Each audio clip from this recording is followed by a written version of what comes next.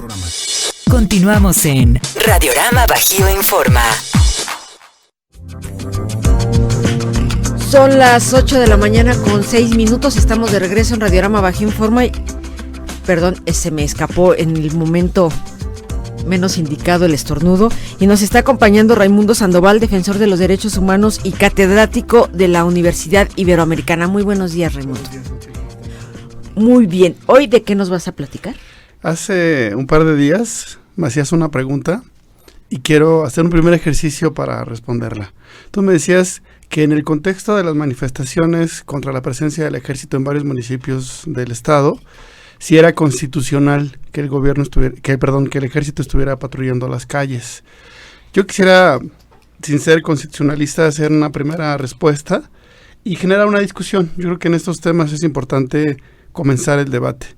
Señalaría primero que el artículo 129 de la Constitución habla que en tiempos de paz ninguna autoridad militar puede ejercer más funciones que las que tengan exacta conexión con la disciplina militar. Es decir, según este artículo, el ejército no debería estar haciendo prevención del delito.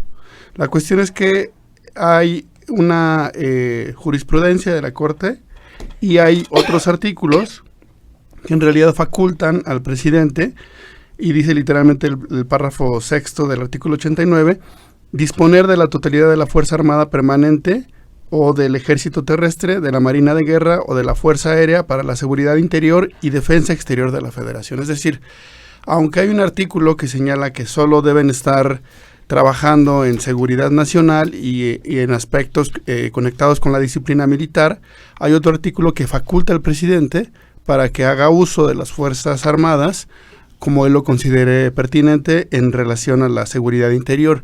¿Qué quiere decir esto? Que sí es constitucional que estén en las calles en términos generales. Esto hay que decirlo porque incluso hay una discusión que se ha dado en la Suprema Corte también sobre si solamente pueden estar patrullando las calles cuando hay en algún caso específico, y según el artículo 29, una suspensión de las garantías individuales. Esto tiene de fondo la discusión de en qué momento nos encontramos ahora. Estamos en una guerra contra el narcotráfico. Es una guerra, digamos, declarada en términos políticos, pero no en términos jurídicos. Es decir, hay un conflicto interno en el país. Vemos al menos 10 años de una estrategia del gobierno federal que lo que busca es, en una supuesta guerra contra el narcotráfico, tener, digamos, una acción bastante frontal contra la delincuencia organizada, y en el caso específico de Guanajuato tiene que ver con la protección de los bienes que se trasladan vía terrestre por el tren, particularmente en los municipios donde se ha identificado que existe robo al tren. Es decir, ahí hay una discusión sobre si deberían estar o no patrullando, y yo lo que señalaría también para conectarlo con la perspectiva de los derechos humanos es que independientemente de que estén constitucionalmente facultados para hacer patrullaje en las calles, no deberían violar derechos humanos. ¿Qué quiere decir eso? Que aunque el presidente pueda pedirles que estén en las calles y pueda hacer acuerdos con los gobiernos de los estados, no deberían violar derechos humanos. Es decir, tienen que apegarse a ciertos criterios nacionales e internacionales y están expuestos también a la revisión y al escrutinio de las instituciones de derechos humanos cuando se comete alguna violación o algún ataque que pueda ser presuntamente violatorio de los derechos humanos. Ahora, en el caso del ejército, ¿puede estar encabezando tipo de operatividad de revisión? No. Insisto, ahí la discusión de fondo es si deberían estar haciendo trabajo de prevención del delito o vinculado con la seguridad pública. En teoría, yo hacía esta primera aproximación constitucional, están facultados para hacer lo que el presidente les diga, pero las estrategias, y ese es también un tema que ya han estado tocando en estos espacios, tiene que ver con las estrategias, no solamente de inteligencia, sino quién encabeza operativos, quién encabeza programas de atención o específicamente para prevenir algún delito. En el caso específico de los trenes, que es, digamos, el argumento por el cual ha estado acá Gendarmería, pero también el Ejército, habría que observar, yo no tengo claro cuál es la estrategia y quién está encabezando esa estrategia, porque es un tema muy complejo que si bien tiene pues una fuerte carga de responsabilidad en el gobierno federal, también involucra directa o indirectamente al gobierno del estado, gobierno municipal y en este caso también particulares. Ahora, hay que decirlo, se han dado denuncias tanto contra la Policía Federal Preventiva, contra la Gendarmería, contra la Sedena, han sido, bueno, nada más como denuncias públicas, no han como demostrado efectivamente que se haya registrado un abuso por parte de cualquiera de estas instancias, de algún elemento de cualquiera de estas instancias. ¿A dónde se tiene entonces que denunciar? ¿Es directamente la Procuraduría, la sub de cada una de las regiones o acudir a otra instancia? Yo sugiero que sea a través de la Comisión Nacional de los Derechos Humanos, que es la encargada de conocer presuntas violaciones a derechos humanos cometidas por funcionarios federales. Hay varias recomendaciones de la CNDH emitidas contra la Sedena. Yo puedo darles un teléfono para que en estos municipios puedan, si conocen de algún caso presuntamente violatorio de los derechos humanos, marquen el 01800 715 2000, que es el número de quejas que la Comisión Nacional de los Derechos Humanos pone a disposición para interponer alguna presunta violación a derechos humanos, y hay una página electrónica donde puedes interponer tu queja, es decir, solo basta una conexión de internet para entrar al portal www.cndh.org.mx/contacto. Hay un formulario que se llena con información general sobre los hechos y la CNDH tendría que iniciar una queja. De hecho, a través de las denuncias hechas a través de los medios de comunicación, la CNDH también estaría obligada a iniciar una queja de oficio y después confirmar la información. Oye, ¿con qué frecuencia está relacionada la Sedena con la violación de los derechos humanos? Es un tema muy interesante porque hay varios casos nacionales muy graves de violaciones a derechos humanos donde están involucrados los militares. Mencionaría el caso en 2010 se hizo una sentencia en la Corte Interamericana de Derechos Humanos donde se confirma que hay militares involucrados en la violación a 2 indígenas en Guerrero, un evento que sucedió hace varios años, pero que hasta 2010 se convierte en un caso que llega a la Corte Interamericana y que pone en duda el fuero militar, es decir, la posibilidad de que incluso los propios militares dejen de juzgarse a sí mismos, que ese es un tema importante. Y hay un caso en 2014, que es el caso de Tlatlaya en el Estado de México, donde militares ejecutaron extrajudicialmente a 15 personas. La CNDH tiene una recomendación sobre el caso y lo que plantea es que no los sujetaron, no los presentaron ante las autoridades correspondientes, sino que hay una ejecución extrajudicial y los militares siguen una instrucción para abatir a los delincuentes, ¿sí? Es decir, hay violaciones graves a derechos humanos. En Guanajuato no se ha documentado una violación de este tipo. Yo lo presento como un ejemplo extremo y como una circunstancia en el contexto de la guerra contra el narcotráfico en los años recientes. Te contaría qué hay en el sistema de indicadores de la CNDH en relación a la Sedena en Guanajuato. De 2006 a 2012, las quejas contra el ejército a nivel nacional aumentaron en un 1000%, según la CNDH. Es decir, en 6 años se incrementaron 10 veces las quejas, 1000 veces, que eso quiere decir que si se presentaba una queja, ahora se presentan 1000. En Guanajuato, en ese mismo año, en 2015, se presentaron 20 quejas contra la Sedena. Esta institución sería el tercer lugar en quejas presentadas ante la CNDH, solo después del IMSS y de reclusorios federales. Es decir, sí es una institución que viola o presuntamente está involucrada en violaciones a derechos humanos y que en el Estado se han presentado, y voy a describir cuáles han sido algunas de los motivos de las quejas que se han presentado en Guanajuato. Para no interrumpirte más, son las 8 de la mañana con 15 minutos. ¿Qué te parece si vamos a una pausa y de regreso ya nos das el detalle de estas quejas? En Radiorama Bajío Informa.